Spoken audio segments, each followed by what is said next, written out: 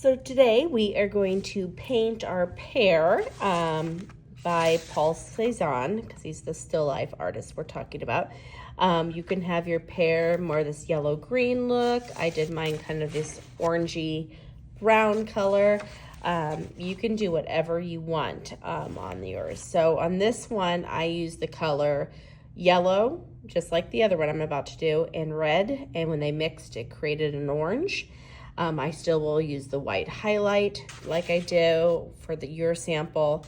I'm still doing the same shadow with complementary colors as well. Okay, so everything's the same except your sample, I'm gonna be using yellow and green. This was yellow and red. Okay, so those are your choices. Okay, so we're gonna look at the highlights of your pear, and this little sheet here will be great for that, because if we were looking at this and there's a sun right here, the highlights are the lightest part. So like this part of the closest to the sunshine, this little top part here, and there'd be a highlight here. Okay, so whatever's closest to the sunshine will create highlights, and anything that's farther will become the shadows.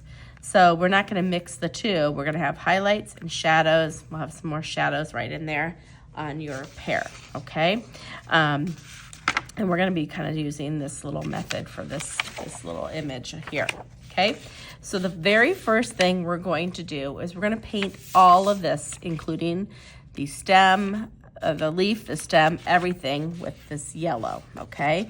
So I'm gonna choose my yellow, paint everything. It's gonna seem really bright, but this is gonna work. And this paper I'm painting on is a lot thinner than the paper I did on my other one and what you have. But we'll try to make it cooperate. I'm painting that in here. It kind of goes slower like we did on the last one, slower around the edges. And this has like a little bit of green in there from another person. That is totally fine. We're gonna be mixing some green in this anyway, so it doesn't have to be perfect. Okay, but notice I'm dipping my brush in. I'm not taking my brush and mixing it up. I'm just dipping it in to my paints. Okay, so I always like to go around the edges first, then I fill in the spaces in the middle. Okay, and we'll still have the messy mat though. Most of your mesh should be on the inside now, so you can kind of see I'm kind of holding around the edge here. So it'll be a lot cleaner, but a messy mat is not ever a bad idea when in doubt. It's something we like to use. Okay, so I'm almost finished painting in all my space with this yellow.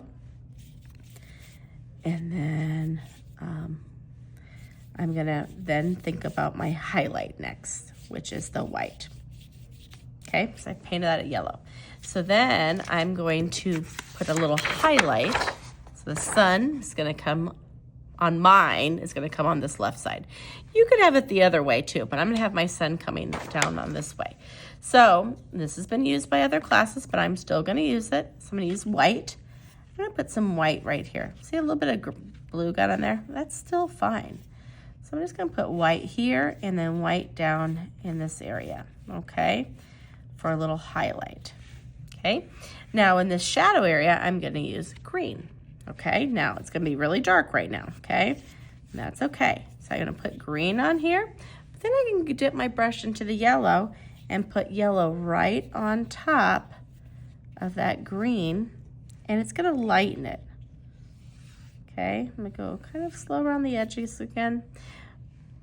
I can go in here. I've got so much green on my brush, I didn't even need to put some more green on it here, because that worked. Now right in here, I don't know if I want green, so actually not on that piece. On this other one, I'm gonna kind of wipe off some of that extra paint and then paint yellow, okay? That's what I wanna see. And then I'm gonna create a shadow.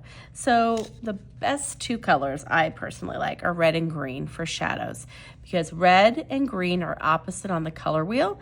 And since they're opposite, when you mix them, you're gonna get a brown. So I think it's really great. So I'm gonna do what's called double loading.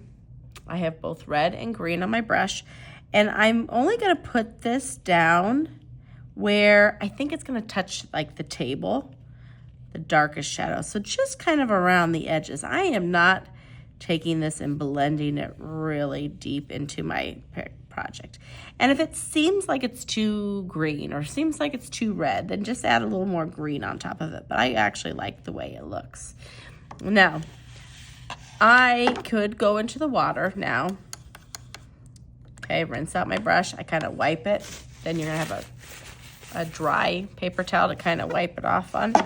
And then I could go back in here with a little bit of yellow or not yellow, green on my brush, and then kind of go over the edge. So it's not so drastic as it was, okay? Then I can go into this yellow here. There we go. I like that, okay? Now, after I do this, I can even do it a little bit on that side as well. Then I'm gonna take a paper towel, I kind of have it folded, and we're gonna blot it, okay? We're not rubbing it. Blotting is when you kind of go up and down.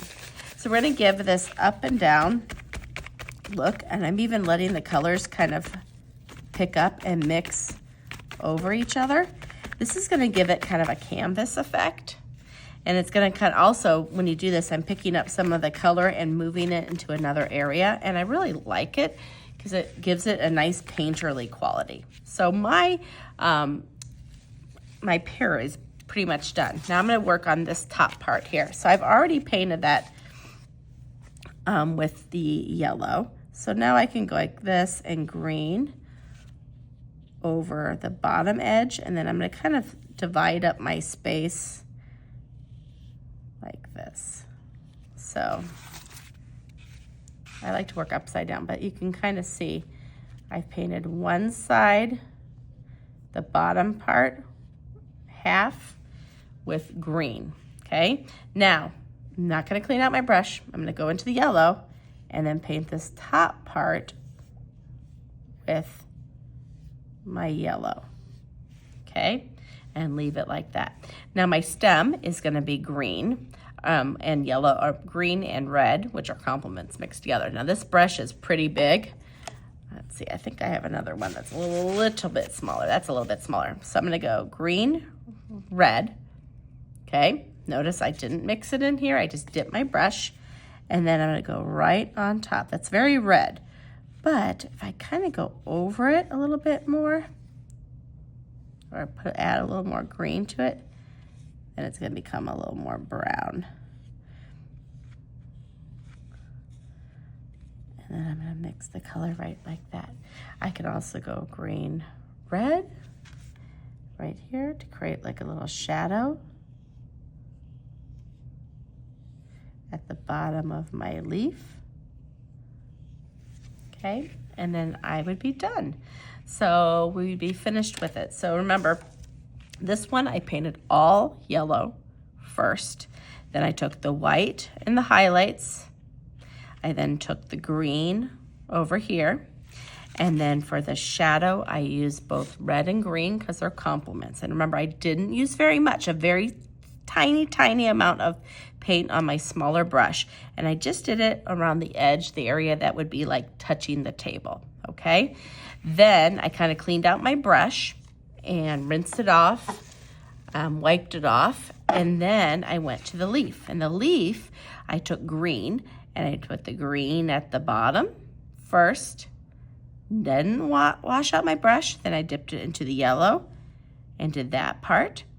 And then yellow, then red and brown, red and green, sorry, makes the brown, but I did in this stem, and I did it on that edge right there, okay? And then that is finished. This one, I did the same process, but rather than the yellow and green, I did yellow with red, so I had my orange, okay? And I still did the white highlights, still did the red and green for the shadow, did the sponge, and the same thing process as the other one, okay? So you can kind of get this whatever look that you personally like. And then we're gonna put this on the drying rack so it's safe for next time.